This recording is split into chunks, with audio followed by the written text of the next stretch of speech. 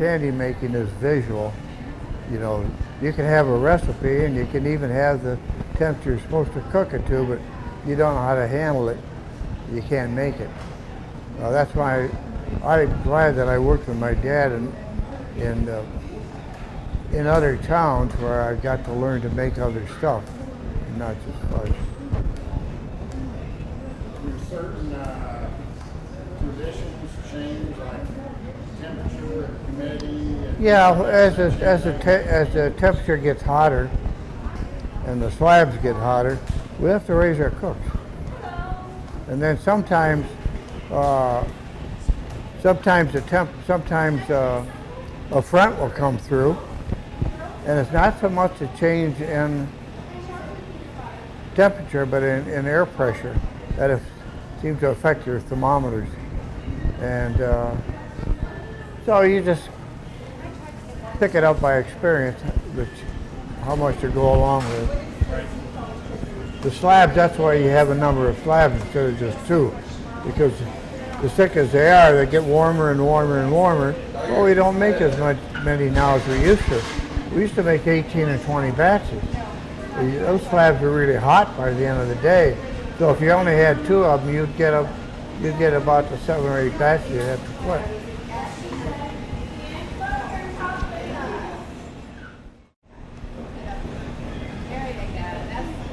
Yeah, me and Tienne been holding down the fort. Yeah. I know. So Tienne, how many years for you? 37 years.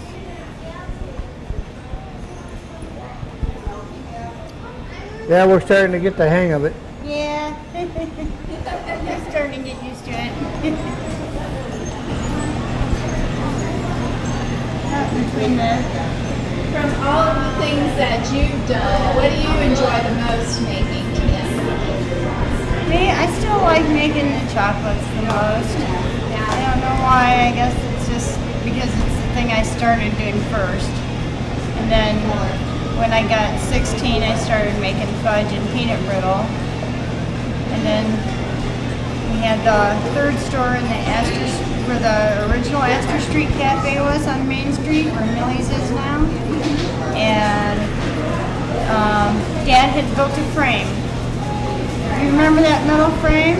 Yeah. That I'd get it, I'd stir it with the big paddle until it was starting to set up, and then I'd shovel like as fast as I could to get it all up in the frame so it would set up about the same time and become rigid about the same time as it was in the frame, and I'd loosen up the edges and pop it off, and it's a perfect shape. Yeah. Slice of fudge, you know? Remember that? Yeah. I don't know whatever happened with the mold, but after I finally got my wrist strong enough to shovel it up in there, then Dad showed me how to finish it off without needing a frame anymore. My uncle, I got the idea of that frame. I didn't think it up. I got it from my Uncle Frank. Oh, really? He made fudge so seldom that he could felt he could do better that way. Yeah. He in a regular candy store, fudge is a minor item. You don't sell much of it, and he didn't sell much. He sold all kinds of candy, but most of the time he didn't even have fudge in the store. Oh, really? It was mostly like chocolates and brittles? He made lots of chocolates and hard candy and bunches of stuff.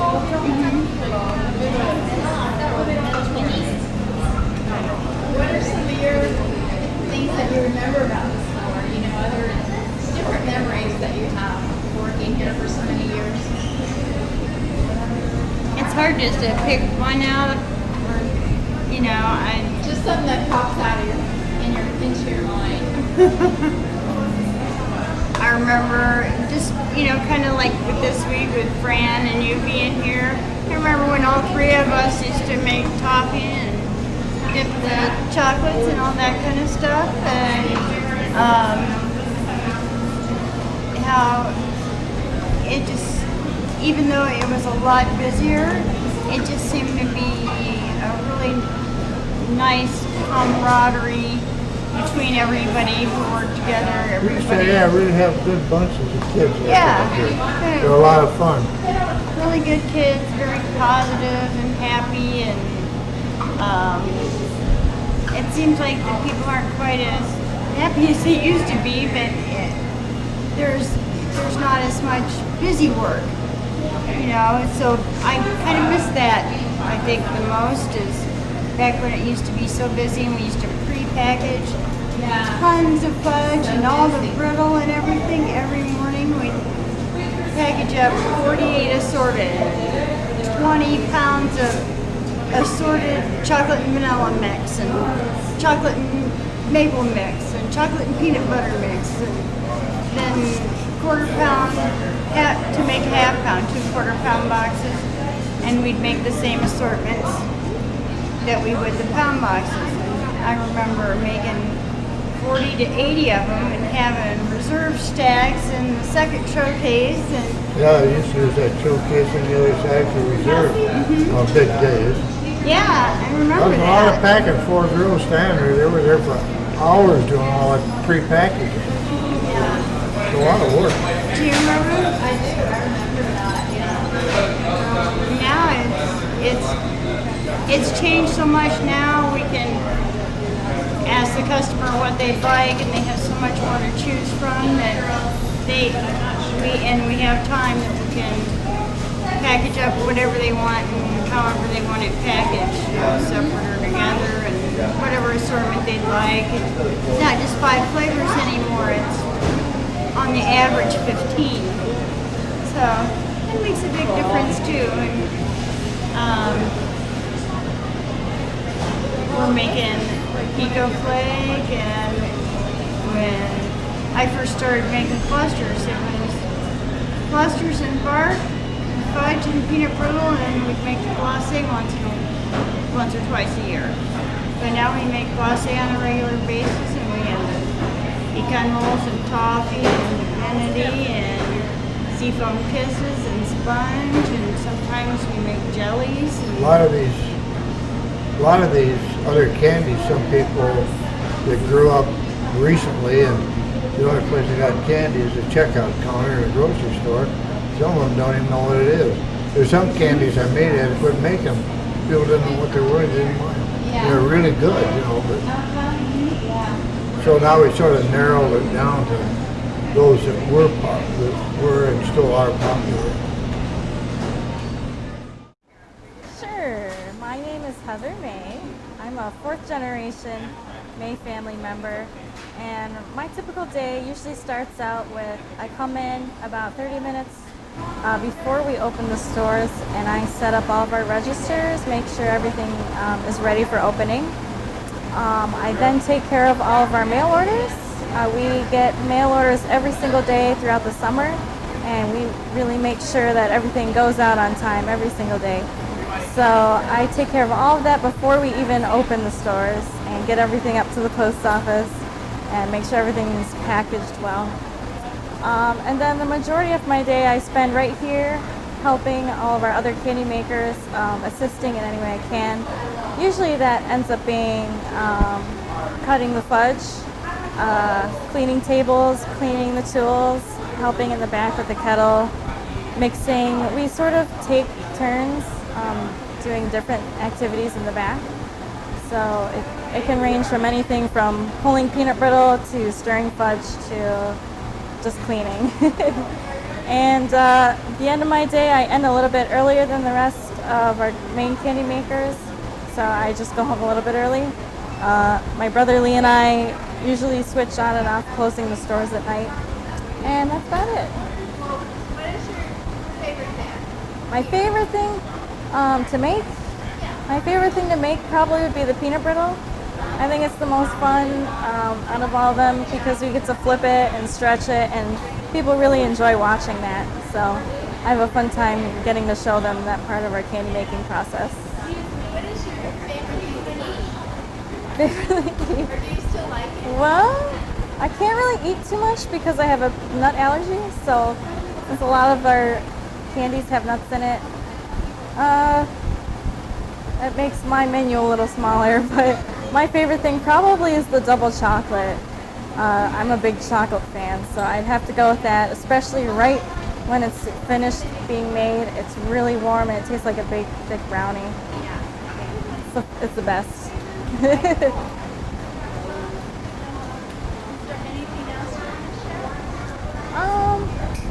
Just that I'm really proud.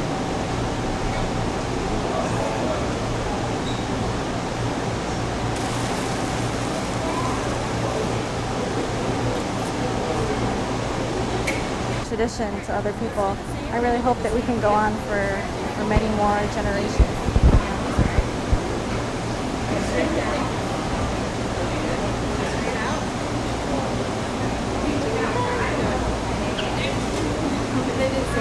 I was like, that's a little harder because you might actually get this. I always do.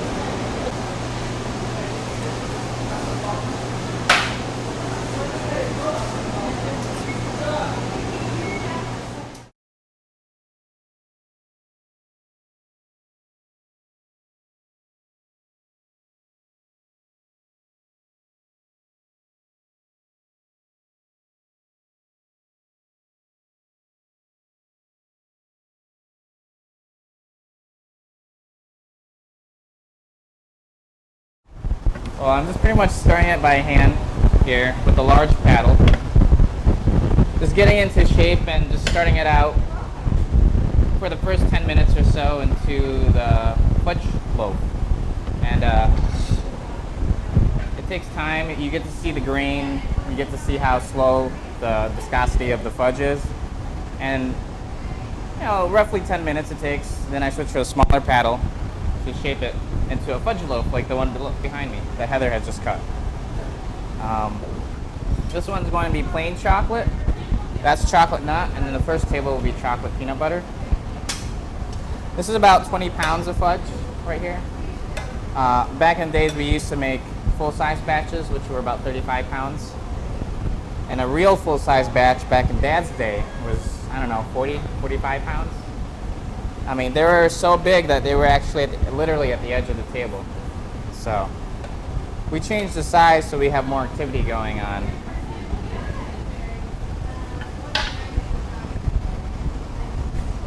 Now right now I'm just going to shape it with a smaller paddle. This takes about 5 minutes in the process, and this is where I actually fold the candy. Actually, I'm just folding the fudge rather than stirring it. Looks like I'm shoveling it. I'm actually just putting it from the bottom to the top.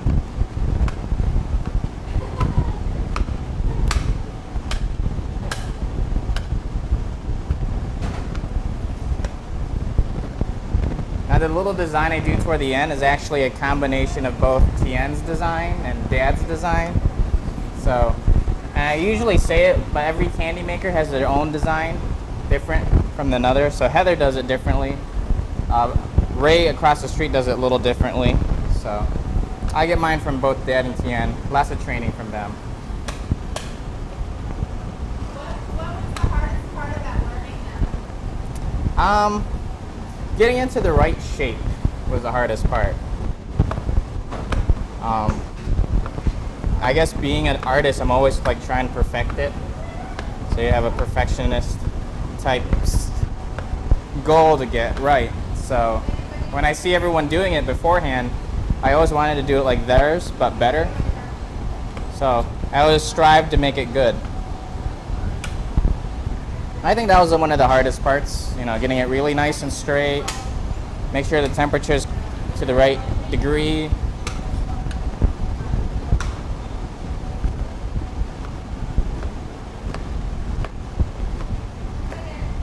Just finishing it off. Probably another minute.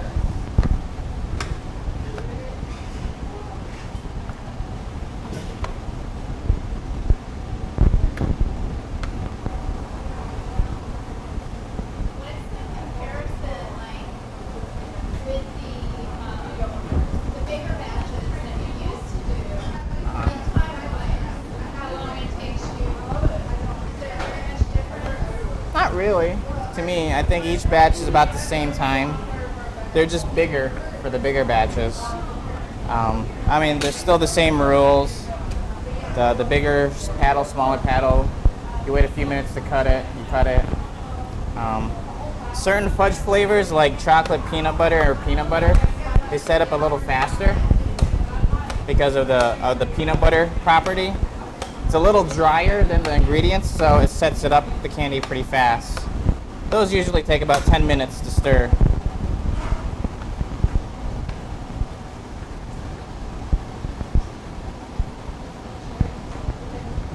Oops.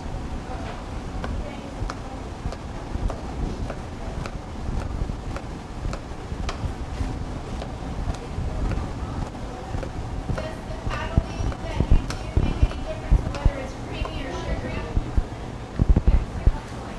The Like how you work it? Does it kind of put out, like if you don't work it enough, is it going to be sugary? Or, oh, you know what I'm saying? not really. If you over stir it though, it becomes really grainy. That's the only thing I can think of. If you don't stir it too much, it'll be too wide. But you don't want to over stir it. That's a bad thing. Because it causes too much grain. So when you're eating it, you'll actually taste a lot of the really sugarized or crystallized sugar, but in big chunks. So rather than that smooth, creamy taste, you'll get the chunky taste to it, which you don't want.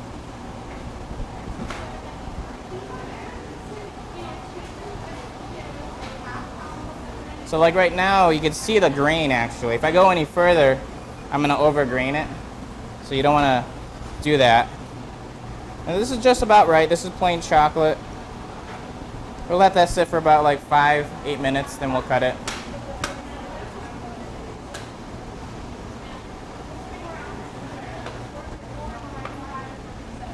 It used to be back then, we used to make about 15-20 a day per store.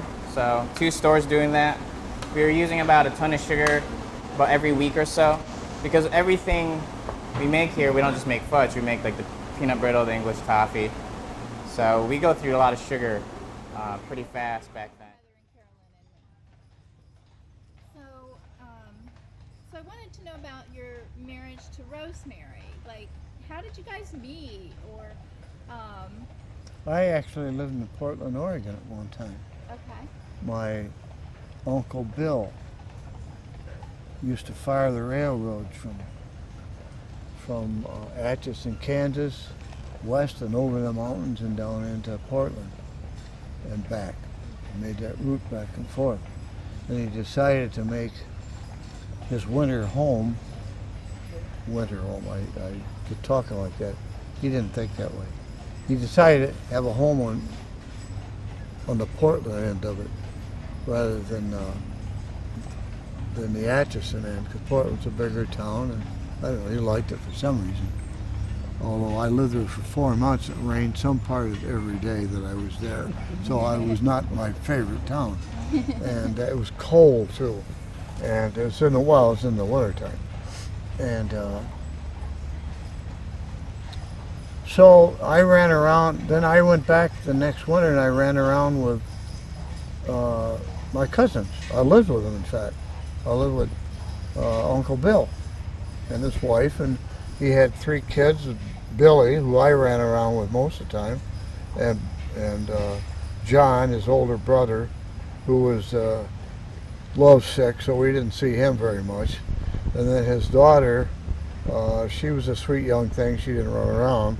So, but me and Billy, we had good times together, and that's where I met Rosemary. When I was there, I don't remember how we met or where we met actually, but she lived in a little town. There's a lot of little towns in and around Portland. You know, you get 5 miles out of town, here would be 6 houses, but it was incorporated. It was a town, like where Bill lived. As he drove into Portland every day, he made candy in town, but it was at least 15 miles out of town. It was back in the woods, and there couldn't have been more than 8 or 10 houses there. There was no town at all. There was a little general store. That was about it. And she was from a place about the same size. So Our marriage didn't last very long, I'm afraid. We were both a little too young and not quite ready for it, but that's when Vern was born. And for the couple of years that we were married, we lived here on the island in the summer, and we lived in LA in the winter. I worked at a candy place that I had worked at with my dad previously in Los Angeles. And I went back and worked there. I made I was alone. I was the only one there. I had to get the owner to come back and help dump candy, dump the kettle, and but it wasn't a bad job. And then we lived. The first year she and I were married, we actually went to Florida that winter. Islanders talked us into coming down there, but they didn't to Daytona. They all lived in Daytona. They didn't tell me in Daytona it was cold. There's no tourists go to Daytona in the wintertime. Cold as shit there. And so I learned the hard way. It was funny, but I got down there and I went out on the beach. There was a town part. Florida's all like that. You've been down there. There's always the town part on the mainland. You go over in the beach, and it's more touristy. But in Daytona, the beach area is quite big, so it's sort of town there too, residential. And I was just driving down the street looking for a for rent sign, and I saw a small one. I thought I maybe could afford it. Didn't have much money, and so I rented the place. And I went out in the back. There was a little backyard there with a fence, and then the backyard of a house that faced the beach the other way. And I looked across the fence, and there was Bud Chambers' sister. So Bud and his family were living right there across the fence. And then right down the same street I lived on, the Bob Gillespie's family, and Bob Gillespie. And this was all in Daytona? Yeah, it was down in the same street. So Rosemary and I lived there 1 year. Then we went back to LA, and I worked out there the next year. And after that, we weren't together anymore. And, Well, when Vern was born, I was wondering about his name. Was he named after someone? Was No. it just a name that you just guys a name, liked? just a name, Oh. like yeah. His middle name is my dad's, Harold. Okay. But Yeah. Vernon is just a name. Can you think back when he was young about a favorite memory that you have of Vern? I remember. Well, he was just a baby because we weren't married very long, and but when we were still married and he was a little baby, I used to play with him, rolling a ball back and forth, and he could do it when he was almost an infant. He could do it, and it's a funny thing when he grew up, and he's got one of the most natural pitching arms you ever saw. I think he could have been a big league pitcher, but he had no interest in going and following it. One of the people that I knew that had the outstanding talent never followed it up, and of course, you don't get. You feel affection for babies, but you don't get too attached with them because they're just, what do you have in common with a baby? You're attached emotionally to them, but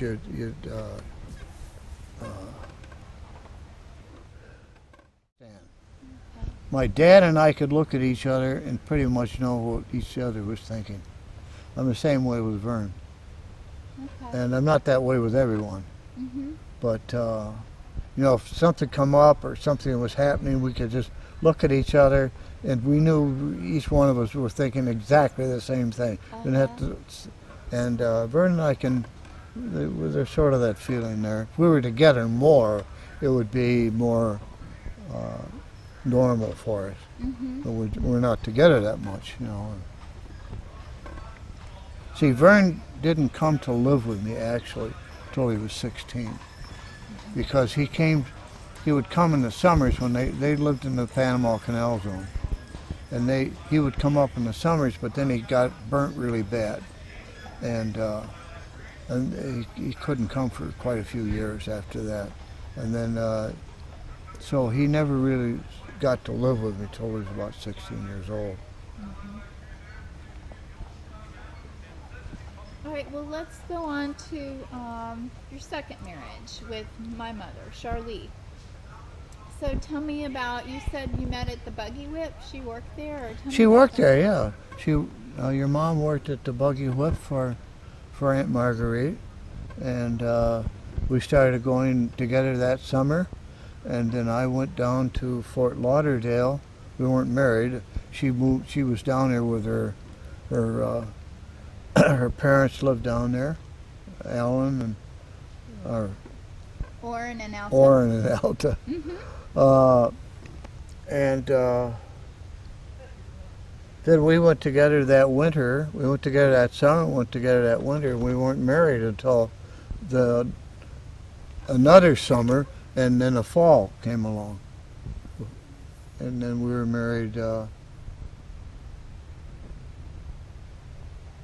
We were married that fall. Then, yeah. Okay, so, well, you weren't married very long, and then you ended up getting sick with polio. Tell me a little bit about that. Yeah. It wasn't very long at all, a year or so, and no, it was more than that. Well, anyway, we left here to go to Florida, and we got as far as the farm down there in Indiana, where I don't remember their names now, but they're relatives of your mom's, lived out on a farm. James, the Yeah, last name and was we James. stayed there with them for a short period of time, and my dad, as emergency, had to been taken to the hospital up here, and somehow we must have told them the name of the people we're going to be staying with, and somehow they got a message through to us that my dad was in a hospital. So I had driven down that far, then I turned around and I drove back up here. Then I spent time with my dad in the hospital, and then we drove back to Florida. And when we got down there, by the time we got down there, we were really, really tired. And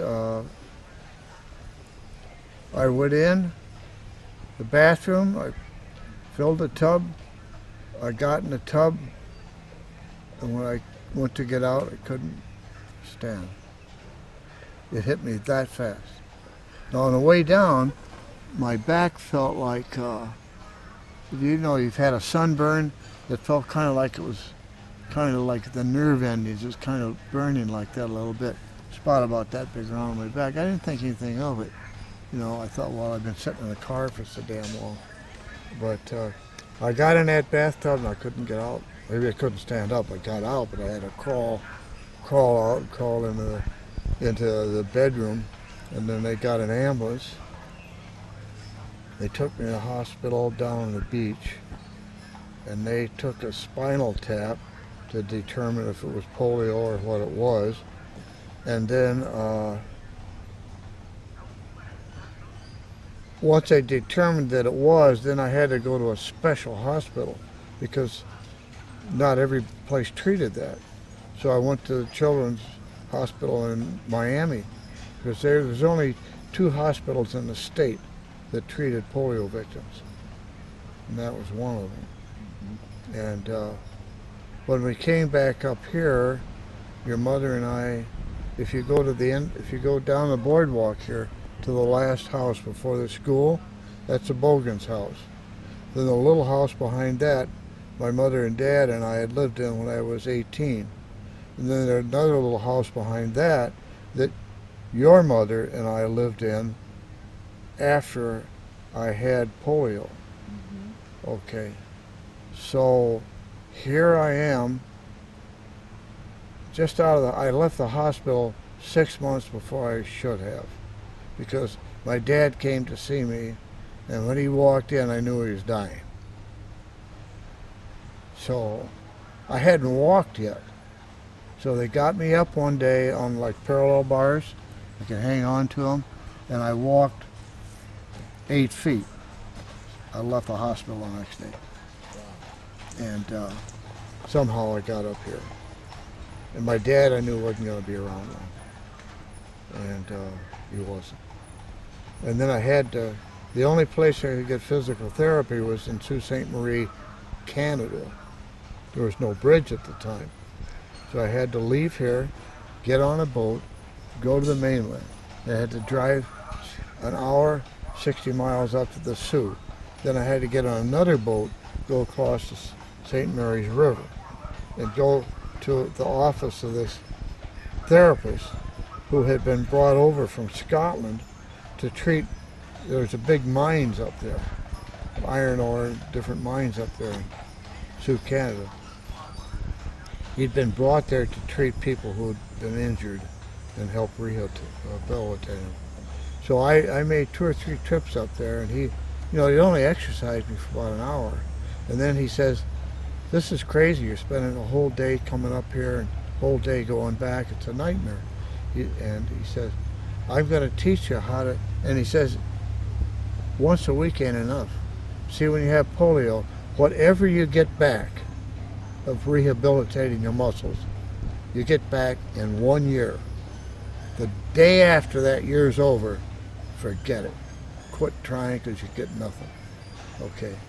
So he told me, he says, have some of your friends get up and screw or bolt pulleys up into the ceiling. He says you can't lift your legs. There's not enough muscles left to do it with, but you can tie a rope around your damn leg and you can put it through that pulley and back down to your hand. Then you can lift with the maximum of what you've got, and then you help it along with your hands in that pulley and get the exercise there. And he says, so I exercise 2 or 3 times a day more than he suggested. And I did it every day, and I never missed it. And I did it for a year.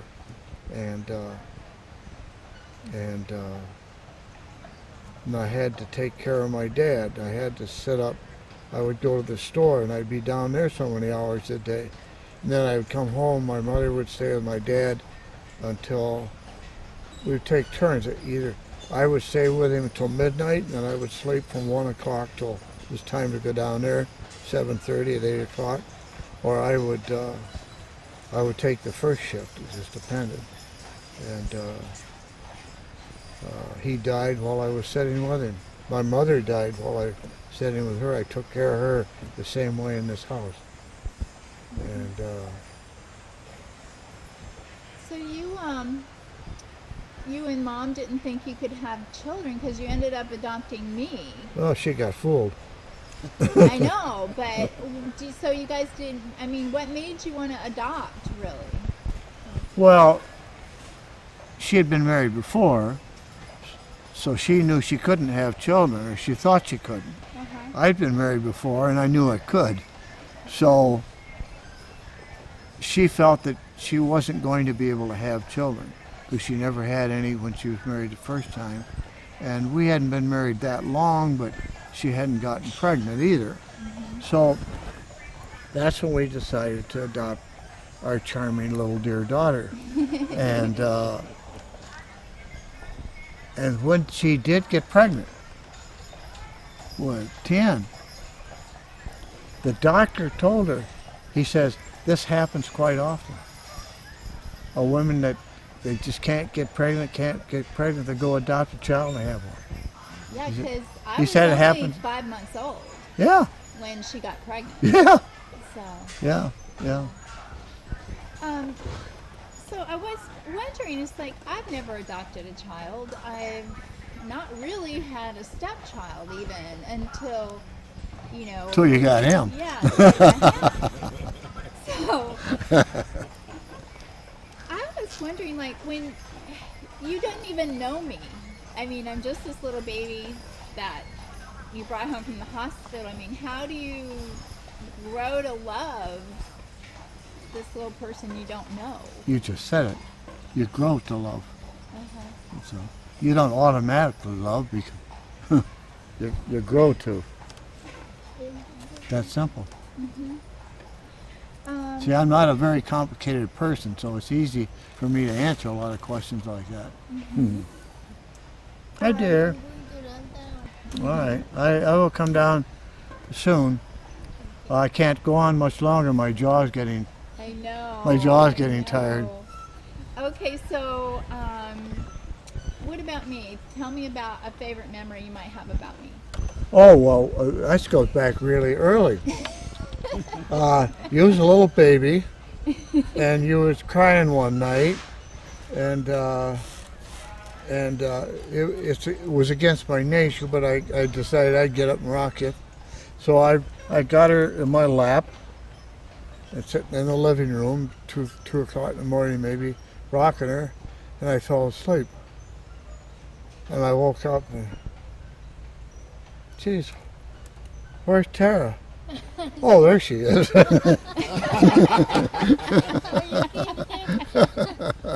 So you see, I remember way back.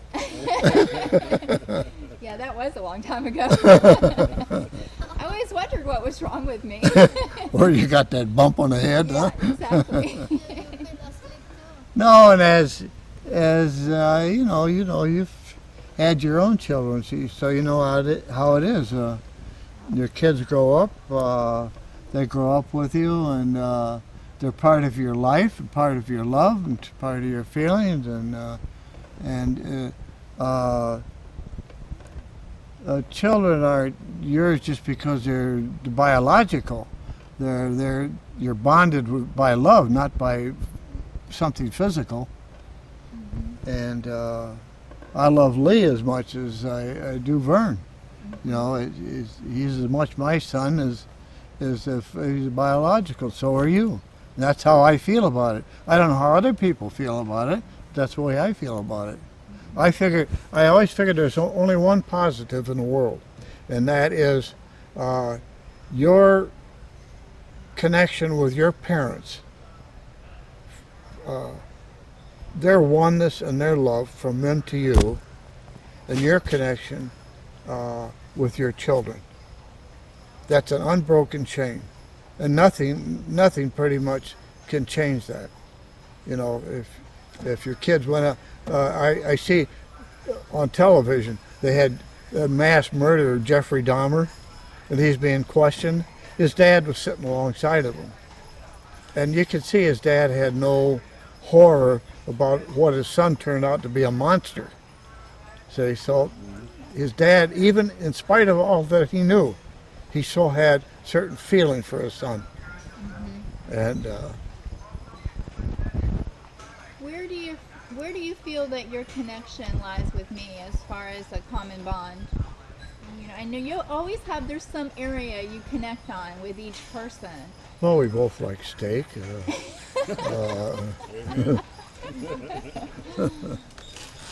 Well, I think I've already answered that. I don't think I could be any more explicit about it. There isn't a time or a moment. It's something that builds and builds and builds. I always feel like we kind of connected on a business level. I don't know, we always enjoyed talking about business. Oh, there's certain things that make you a little closer because you have certain things in common, Yeah. like a business interest, or like, and it isn't actually the business interest. It's that you take the time to communicate with each other. You know, I'm interested in what you want to do. You're interested in my answers about question about stuff like that. So it's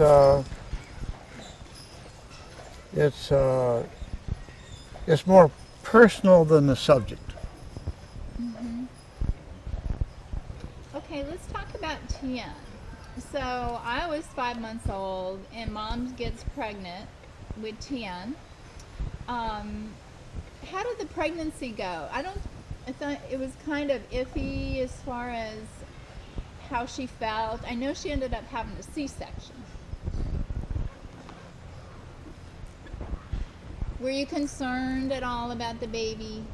I never did feel that way. I always felt that physically she was doing fine. Yeah. How about a favorite memory about Tienne? Oh, I always have lots of them between all of you kids. A favorite one, I don't really have quote a favorite one.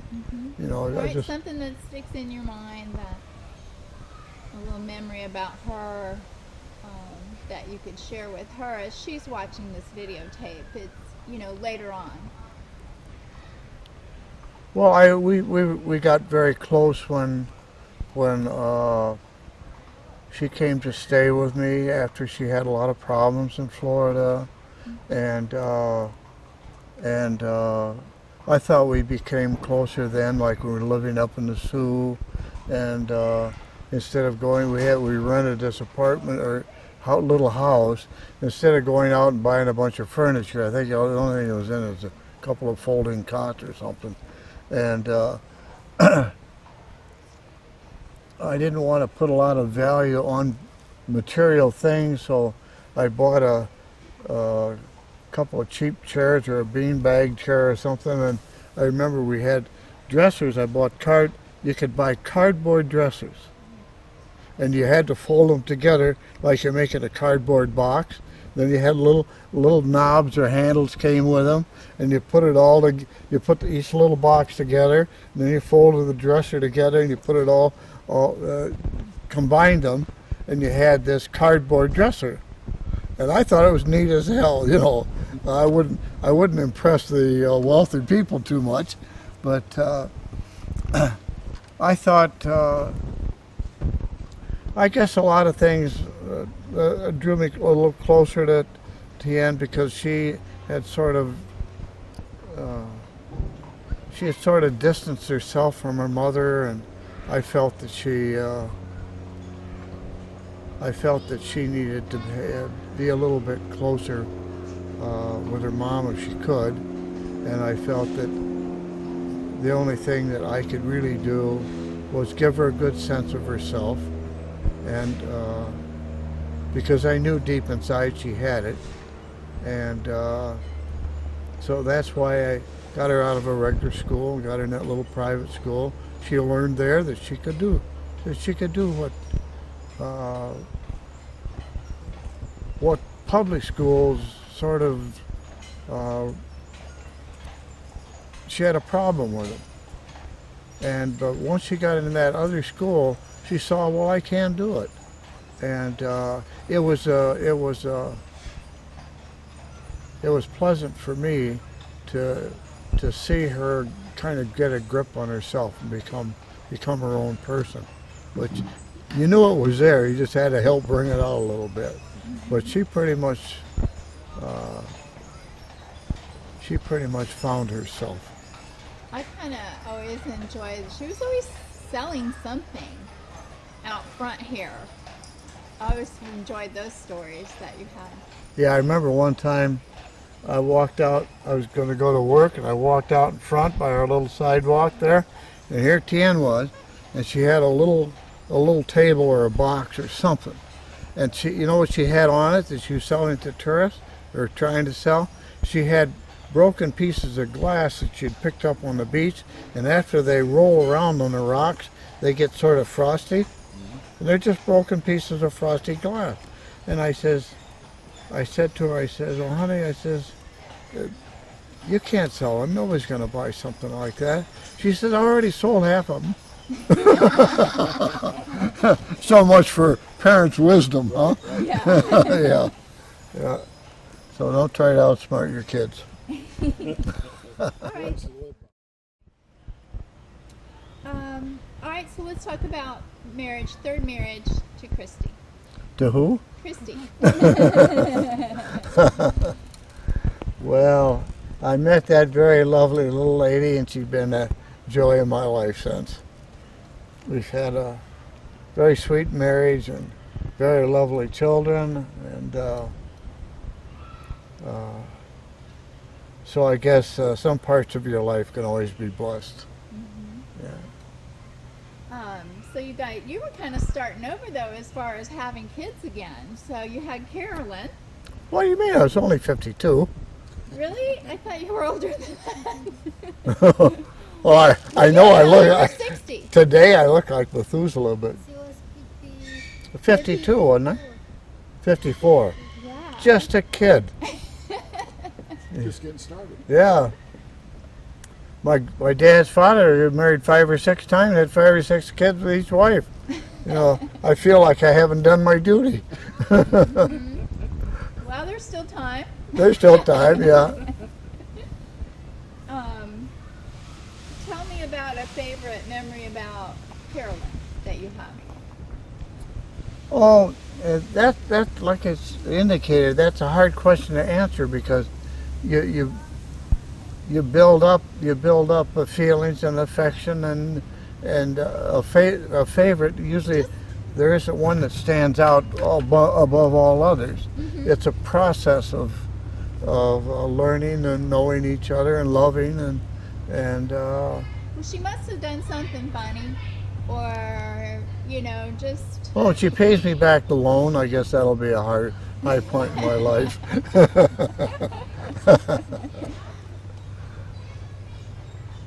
So you take life too serious. I do.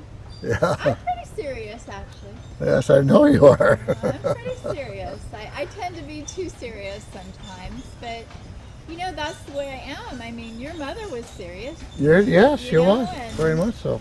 So,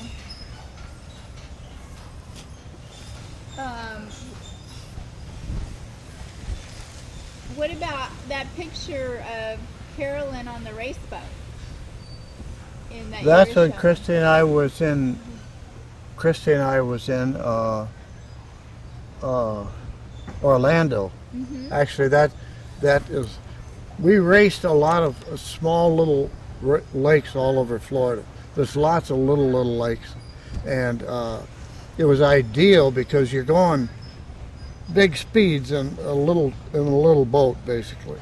Doesn't weigh very much. And then on top of that, you deliberately float them as high and as dangerous as you possibly can, or you're not going to win. If you aren't ready to blow over backwards every second of that race, you're going to be fifth or further back in the pack. So that race was at Orlando, and the funny part of it was, Christy put Carolyn down in a boat. Have you ever been to the shore of a boat race? Well, it just about blows your eardrums out if you're in the pits, because we almost all start our engines on dry land. Our hydros are on horses. We start the engine to make sure they're going to start good, get them a little bit warm, turn them off. Then you get 4 or 5 guys, pick the whole damn boat, motors and everything up, and take it out and set it in the water. Then the driver gets in it. Then you sit there and they fire a 3-minute gun. You want that engine to start, okay? Here, Carolyn's asleep in the boat. With all that noise. Yeah, Christy'd put her down, she went sound asleep in the boat. And the alky engine, not the stock engine, the alky engine are so high pitched, they scream, they're so high pitched. It really hurts your eardrums. And you can be from here to the corner away from them, and they hurt your eardrums. And here she's sleeping there too. Okay, what about Heather? I got injured at that race too. My shoulder's still, yeah. A memory about Heather. Something that, help me out here, Christy, like, Midnight mass. Yeah.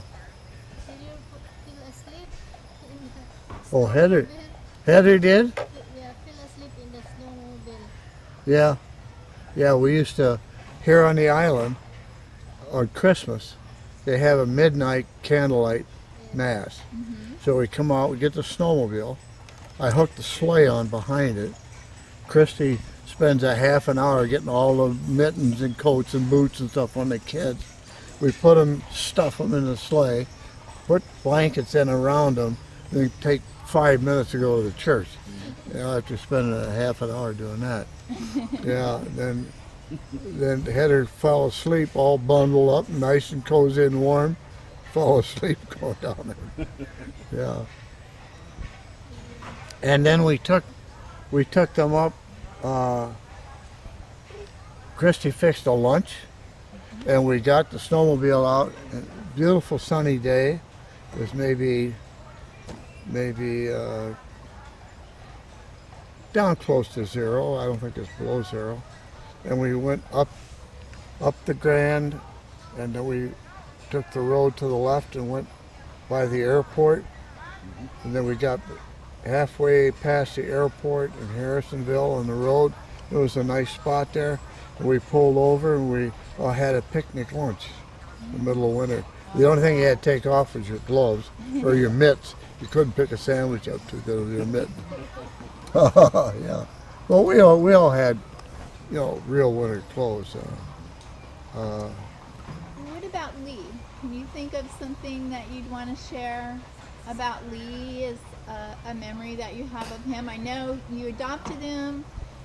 He came over here when he was about 6, and then I think you adopted him shortly, a couple of years later. Sure.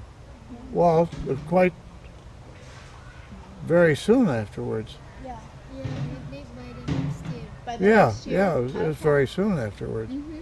And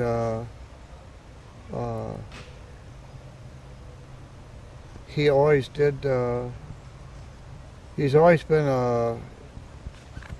an outstanding kid. He's always been helpful and thoughtful, and he's always does things for his mom, and he was always good in school, and he's just so good. I hate having him around sometimes. When we arrived in the airport, Oh, yeah, I got to tell you this. Here you see, he grew up till he was about that big in the Philippines, okay? It's so hot over there sometimes at night you can't stand it. And you think it gets hot here.